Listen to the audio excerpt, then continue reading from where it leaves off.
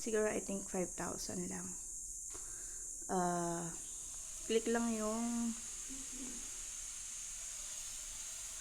withdraw. After mo ng withdraw, ilalagay mo dito kung magkano. So, nakakonect tayo sa GCash. I think 5,000. Ayan, then okay. Nakorekt siya sa GCash, siya nakakonect. Then withdraw now. Tapos ilalagay mo dito service fee. Tapos ilalagay mo dito yung pinaka-password mo. 32. Yan. Mali yung password ko. Ulit. Ayan. Then wait na lang tayo na process. Mabilis lang naman siya i-withdraw.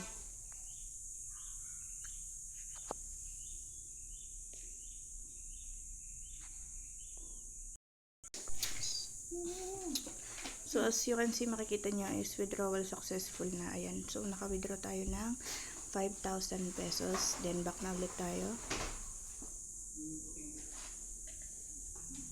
So, bali yung balance natin ay 2,014.25 pesos.